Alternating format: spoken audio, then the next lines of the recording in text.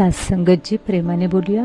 धन्य रंगाची सात्संगची आज आपण विषय घेतलेला आहे की ब्रह्म मुहूर्तावर उठूनच साधना का करावी. जो भक्ती मार्गावरती चालतो, ज्याला भक्ती मार्गामध्ये पूर्णपणे उतरायचं आहे, भक्ती मार्गामध्ये सफलता मिळवायची आहे, परमात्म्याचा साक्षात्कार घडवायचा आहे किंवा मिळवायचा आहे, अशा व्यक्तीने पहाटे उठून साधना का करावी, ब्रह्म मुहूर्तावर उठून साधना का करावी. असं काय आहे ब्रह्म मुहूर्तामध्ये, हे आपण आजच्या या व्हिडिओमध्ये जाणून घेणार आहोत. बघा की रात्रीचा जो काळ असतो त्या काळाचे 4 प्रकारामध्ये विभाजन केले जाते. त्याच्यामध्ये बघा, ज्यावेळी रात्र होते, रात्रीच्या 6 वाजल्यापासून ते 9 वाजल्यापर्यंत जो काळ आहे त्या काळाला रुद्रकाल म्हणतात. 9 वाजल्यापासून जे 12 वाजेपर्यंतचा जो काळ आहे त्याला राक्षस काल म्हणतात. आध्यात्मिकतेनुसार असं म्हटलं जातं की 6 ते 9 वाजेपर्यंत आपण जो रुद्रकाल आहे त्या रुद्रकालामध्ये आपण आपली सर्व कामे आटोपली पाहिजे. म्हणजे आपलं खाणं पिणं बाकीच्या सर्व गोष्टी आपण आटोपल्या पाहिजेत. राक्षसकाल कधीपासून सुरू होतो तर 9 ते 12 वाजेपर्यंत. या काळाला राक्षस काळ का म्हटलेला आहे तर या काळामध्ये संपूर्ण विश्वामध्ये निगेटिव्ह एनर्जी जास्त प्रमाणामध्ये असते, निगेटिव्हिटी जास्त असते आणि अशा वेळी साधना करणं फलदायी नाही. तसं पाहिलं तर या वेळेमध्ये आपण नामस्मरण असेल, ध्यानधारणा असेल जरूर करायचे आहे, पण अगदी थोडा वेळापुरतं करून नंतरनं आपण लगेच झोपायचं आहे. म्हणजे जास्तीत जास्त आपण 10 वाजेपर्यंत झोपायचं आहे. कारण 9 वाजल्यापासून ते 12 वाजेपर्यंत राक्षस काल सुरू होतो आणि असं म्हटलं जातं की या काळामध्ये जर आपण जागलो तर आपल्यामध्ये विकारी भावना जास्त प्रबळ बनतात. कारण या काळामध्ये विकारी लोक जास्त जागे असतात. त्याच्यामुळे विकारी लोकांचा जो प्रभाव आहे, व्हायब्रेशन आहे, ते संपूर्ण विश्वामध्ये पसरलेलं असतं आणि सर्व लोक जागे असतात. त्यामुळे सगळ्या प्रकारच्या लोकांचे विचारांचे व्हायब्रेशन संपूर्ण ब्रह्मांडामध्ये पसरलेलं असतं. त्याच्यानंतर बघा, तिसरा त्यांनी काय सांगितलेला आहे की गंधर्व काल रात्री 12 वाजल्यापासून सुरू होतो 3 वाजल्यापर्यंत. हा जो गंधर्व काल आहे, बरेच ऋषीमुनी या वेळेमध्ये सुद्धा तपसाधना करतात. ही वेळ सुद्धा खूप छान आहे, पण तरी सुद्धा आपण त्या वेळेमध्ये जर आपण झोपलो तर त्या वेळेमध्ये झोपही आपल्याला खूप छान लागते.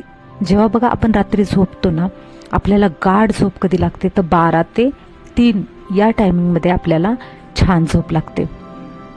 कारण या वेळेमध्ये संपूर्ण ब्रह्मांडामध्ये सकारात्मक एनर्जीचा स्रोत असतो, सकारात्मक एनर्जी पसरलेली असते. त्यावेळी आपल्याला झोप छान लागते. त्यावेळी साधना केली तरीही चालतं, पण तरीही आपली झोप कंप्लीट होणार नाही, म्हणून आपण त्या काळामध्ये छान झोप घेऊ शकतो आणि घेतली पाहिजे, असं आध्यात्मिकतेनुसार सांगितलेले आहे. आपल्या वेदांमध्ये देखील सांगितलेलं आहे. त्याच्यानंतरचा जो पुढचा जो काळ आहे तो त्याला म्हटलं आहे की मनोहर काल. तो कधीपासून सुरू होतो तर पहाटे 3 वाजल्यापासून ते 6 वाजेपर्यंत होतो. आणि हा जो काळ आहे मनोहर काल, या काळामध्ये आपण ध्यानधारणा, साधना, नामस्मरण या गोष्टी करू शकतो. कारण हा जो काळ आहे ना, या काळामध्ये संपूर्ण ब्रह्मांडामध्ये सर्व साधक साधना करत असतात. आणि हा जो काळ आहे 3 ते 6 वाजेपर्यंतचा, या काळामध्ये असं म्हटलं जातं की आपण जेही काही शिकू, जेही काय आपण ज्याच्यासाठी आपण साधना करतो त्याच्यामध्ये जर कंटिन्युटी असेल, सातत्य असेल तर ती गोष्ट प्राप्त होते आणि होतेच. मग त्याच्यामध्ये साधक सुद्धा आहेत आणि विद्यार्थी वर्ग आहे. बघा, जर 3 ते 6च्या दरम्यान जर काही मुले उठून पहाटेचा जर अभ्यास करत असतील ना, तर त्यांना ज्याच्यासाठी त्यांचा हा प्रयास सुरू आहे, जे त्यांना मिळवायचं आहे त्याच्यामध्ये ते सक्सेस मिळवतात. बघा, आतापर्यंत जे खूप मोठे मोठे गायक होऊन गेले. आत्ता पण जे अभिनेते आहेत, अभिनेते सुद्धा काय करतात, त्यांना अभिनयासाठी ज्यावेळेस त्यांचं ते प्रॅक्टिस त्यांना करायचं असतं. एकदा बघा अमिताभ बच्चन त्यांची मुलाखत मी ऐकली होती, तर त्याच्यामध्ये त्यांनी असं सांगितलं होतं की मी रोज पहाटे 3ला उठतो, 3 ते 4च्या दरम्यान उठतो रोज, आणि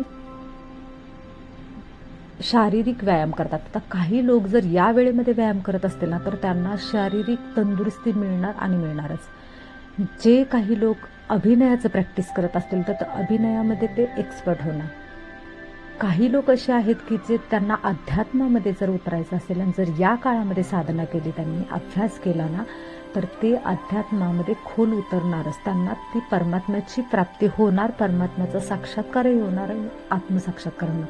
कारण आत्तापर्यंत जे जे साधू संत होऊन गेले किंवा आत्ताच्या ह्या काळामध्ये जे जे साधू संन्यासी आहेत, ते तपसाधना ज्यावेळी ह्या वेळेमध्ये करतात त्यावेळी त्यांना आत्मसाक्षात्कार होतो आणि ब्रह्मसाक्षात्कार सुद्धा होतो, परमात्म्याचाही साक्षात्कार होतो त्यांना. म्हणून ही वेळ खूप महत्त्वाची आहे. आपण बघितलं की 4 काळ बघितले बघा. रुद्रकाळ, रुद्रकाळामध्ये असं म्हणतात की आपली सर्व कामे आटोपून घ्यायची. राक्षस काळामध्ये कधी जागायचं नाही, त्यावेळेला झोपलंच पाहिजे. जर आपल्याला आपल्यामध्ये सत्वगुण यावेत असं वाटत असेल, सात्विकता यावी असे वाटत असेल, तर या काळामध्ये जागायचं नाही. आणि गंधर्व काळ जो आहे त्या काळामध्ये झोपायचंच. 12 ते 3 या वेळेमध्ये झोप काढायची. खूप छान झोप लागते आपल्याला, आणि ती झोप आपल्यासाठी खूप गरजेची असते, आपल्या शरीराला शक्ती देणारी असते. कारण 12 ते 3 या वेळेमध्ये जेव्हा आपल्याला झोप लागते ना, त्यावेळी आपली आत्मा आणि परमात्म्याची एक मिलनाची म्हणजे प्रोसेस असते की आत्मा आणि परमात्मा यांचं त्या काळामध्ये मिलन होत असतं. पण तिथे काय आपली साधना नसते, त्याच्यामुळे परमात्म्याची एनर्जी प्रचंड प्रमाणामध्ये आपल्याला त्यावेळेमध्ये मिळत असते. म्हणून आपण काय करायचं आहे, तो जो वेळ आहे त्या वेळेला महत्त्व द्यायचं आहे. हे आपण उठलंच पाहिजे, आपण त्यावेळी साधना करायलाच हवी. आपल्याला जर भक्ती मार्गामध्ये पूर्णपणे उतरायचं असेल तर या वेळेमध्ये आपल्याला साधना करणं गरजेचंच आहे. आणि बघा, आपण काय होतं, भक्ती मार्गावर चालत असतो, आपण खूप प्रयत्न करत असतो की मला म्हणजे आपल्याला मनाला शांत ठेवायचे, आपल्याला सहनशीलता आपल्यामध्ये आली पाहिजे, आपल्यामध्ये प्रेमाची भावना निर्माण झाली पाहिजे. बरेच वेळा काय होतं, आपण भक्ती मार्गावर चालत असतो, आपल्याला माहीत असतं की गुरुने सांगितले, आपल्याला परमात्म्याने सांगितले की सहनशीलता ठेवली पाहिजे. सहनशीलता ठेवली तरच आपलं भक्ती मार्गामध्ये आपण तरू शकतो. पण सहनशीलता जर आपल्याला ठेवायची, तर सहनशीलता अशी नसते की समजा पुढचा आपल्याला त्रास देतोय आणि त्यावेळी आपण शांत बसतोय, आतल्यात आपण त्या व्यक्तीला कोसतोय. त्या व्यक्तीला तर काही बोललं नाही, पण आतल्यात मात्र त्रास होतोय, ह्याला सहनशीलता म्हणत नाही. सहनशीलता कशाला म्हणतात, आपण हसत हसत त्या गोष्टी आतही घेत नाही. त्या गोष्टी ज्यावेळेस समोरून घडतात त्यावेळेस त्या आपण आतही घेत नाही आणि आपल्याला कोणताही त्याचा त्रासही होत नाही. आपण सहज त्या व्यक्तीला माफ करतो. आणि व्यक्तीला माफ करण्यासाठी आपल्याला कशाची गरज आहे, तर आपल्यामध्ये प्रेम असणं गरजेचं आहे, क्षमाशील भाव असणं गरजेचं आहे.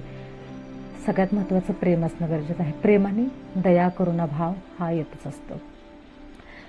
पण प्रेम, मनामध्ये प्रेम निर्माण होण्यासाठी आपल्यामध्ये प्रेम कमी पडतं, म्हणून आपल्याकडे सहनशीलता नाही, सहनशक्ती नाही, आपण पुढच्याला माफ करू शकत नाही. मग आपल्याला पुढच्याला माफ करायचं आहे, तर त्यासाठी प्रेमाची गरज आहे. मग प्रेम कसं मिळणार, प्रेम मिळण्यासाठी आपल्याला काय करायचं आहे, पहाटेच्या वेळी उठून साधना करायची आहे. ज्यावेळेस आपण पहाटे उठून साधना करेल ना, त्यावेळेस निरंकार प्रभू परमात्म्याशी, ज्याला आपण देव मानतो, त्याच्याशी जर आपल्याला कनेक्ट व्हायचं असेल ना, तर त्यासाठी ब्रह्ममुहूर्ताची वेळ खूप महत्त्वाची आहे. कारण वेदांमध्ये सुद्धा असं सांगितलेलं आहे की त्यावेळी सर्व देवी देवता वरदानी रूपामध्ये असतात, आपल्याला वरदान देत असतात. निरंकार प्रभू आपल्याला वरदान देत असतो, आपण जे मागल ते देत असतो.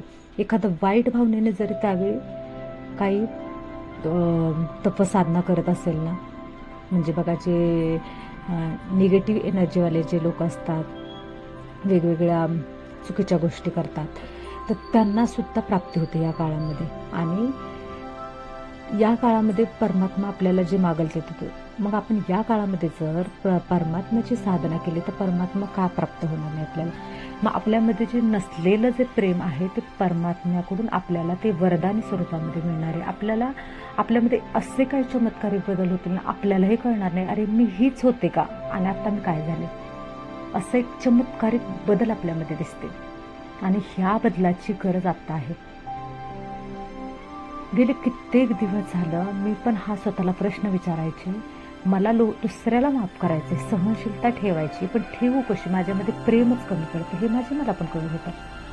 मग त्याचं ज्यावेळेस सर्चिंग सुरू होता, अभ्यास सुरू होता, त्यावेळी कळालं की पहाटेच्या वेळी जर आपण ध्यानधारणा केली, मेडिटेशन केलं तर परमात्म्याची एनर्जी आपल्याला मिळते. त्यासाठी सकाळी सकाळी आपण काय करायचे, परमात्म्याचे ध्यान करायचे, सकारात्मक संकल्प करायचे, शक्तिशाली संकल्प करायचे. सकारात्मक संकल्प हा स्विच आहे आणि परमात्मा सुप्रीम सोल आहे, सुपर पॉवर आहे आणि आपण आत्मा एक पॉवर आहे. आत्म्याला जर आपल्या सुपर पॉवर पासून एनर्जी मिळायची असेल तर मधला जो सकारात्मक विचारांचा जो स्विच आहे तो ऑन केला पाहिजे आणि तो पहाटेच्या वेळी ध्यानधारणेमध्ये ऑन करायचं असतं. त्यावेळी परमात्म्याची एनर्जी आपल्यामध्ये यायला सुरुवात होते आणि आपल्यामध्ये चमत्कारिक बदल व्हायला सुरुवात होतो.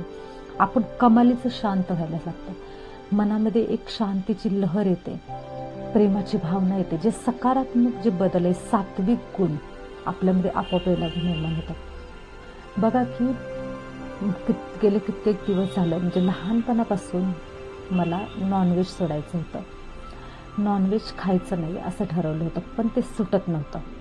पण ज्यावेळी ध्यानधारणा करायला लागले, ध्यानधारणा करत असताना अशी काही एक शक्ती आतून जणू काय असं म्हणजे तयार होते आणि ती शक्ती, ती परमात्म्याची जी शक्ती आहे ना, ती शक्ती आपल्याला ते करायला प्रवृत्त करते आणि त्याच्यानंतर माझं नॉनव्हेज सुटलं. नॉनव्हेज सोडण्यासाठी सुद्धा मला ह्या ध्यानधारणेचा खूप उपयोग झाला.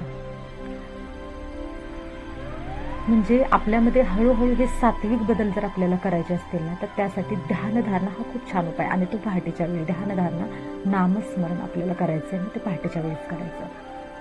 त्यासाठी ही जी पहाटेची वेळ आहे ना, ती खूप महत्त्वाची आहे आणि खूप सुंदर वेळ आहे. अजून काय असतं, ज्यावेळेस आपण ब्रह्ममुहूर्ताच्या वेळी नामस्मरण करतो त्यावेळी बघा की समजा एखादं असं जंगल आहे, त्या जंगलामध्ये खूप सारं गवत आहे आणि त्या गवतामधून आपल्याला रस्ता सापडत नाही. परंतु जर आपण एक दिवस त्या रस्त्याने आपण तिथून गेलो, पुन्हा दुसऱ्या दिवशी त्याच रस्त्याने गेलो, तिसऱ्या दिवशीही त्याच रस्त्याने गेलो, तर काय होतं, हळूहळू हळूहळू त्या ठिकाणी रस्ता निर्माण होतो. मग आपल्याला रस्ता शोधत बसायची गरज पडत नाही, आपण त्या जंगलातून बरोबर रस्ता काढत काढत आपल्याला हवे त्या ठिकाणापर्यंत जाऊन पोचतो. नंतर मेहनत घ्यावी लागत नाही. तसंच आपण जर पहाटेच्या वेळी एक ठराविक आपण टायमिंग ठेवला, 3 ते 5च्या दरम्यान, 3 ते 6च्या दरम्यान आपण जर ध्यानधारणेसाठी, नामस्मरणासाठी जर टायमिंग ठेवला, तर त्याच टायमिंगमध्ये आपण रोज केलं ना, एक दिवस काय होतं, परमात्म्याच्या आणि आपल्यामध्ये जी वाट आहे ना, ती वाट एकदम सुपीक पद्धतीने तयार होते आणि आपण सहज परमात्म्यापर्यंत जाऊन पोचतो. दुसरी गोष्ट अशी आहे की आपण दिवसभरामध्ये परमात्म्याशी खूप संवाद साधण्याचा प्रयत्न करत असतो, पण परमात्म्याशी आपल्याला संवाद साधता येत नाही. आपण रस्त्यावरून चालत असताना ट्रॅफिक खूप असतं आणि त्या ट्रॅफिकमधून आपल्याला काय होतं, तर ट्रॅफिकमधून आपल्याला पटपट आपल्याला पुढच्या आपल्या इच्छितस्थानापर्यंत पोहोचता येत नाही.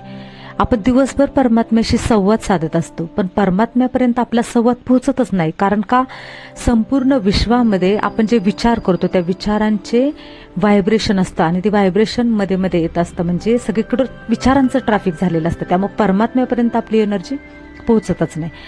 मग पहाटेच्या वेळी काय होतं, सर्वजण झोपलेले असतात, विचारांचं ट्रॅफिक खूप कमी असतं, विचारांच्या ज्या लहरी असतात ते पहाटेच्या वेळी खूप कमी असतात. अशा वेळी जर आपण ध्यानधारणा, नामस्मरण केलं, नामस्मरण म्हणजे काय, परमात्म्याशी आपण पुकार करतोय, परमात्म्याला आपण आठवतोय आणि मग त्यावेळी परमात्म्यापर्यंत आपले हात पोहोचण्यासाठी आपला आपण जो विचार करतो त्या विचारांचं व्हायब्रेशन परमात्म्यापर्यंत पोहोचतं आणि ते परमात्म्यापर्यंत पोहोचण्यासाठी ट्रॅफिक खूप कमी असतं विचारांचं. आपण परमात्म्यापर्यंत आपले हाक लगेच पोहोचतो. त्यासाठी पहाटेच्या वेळी ब्रह्ममुहूर्तावरती आपण साधना करायलाच हवी.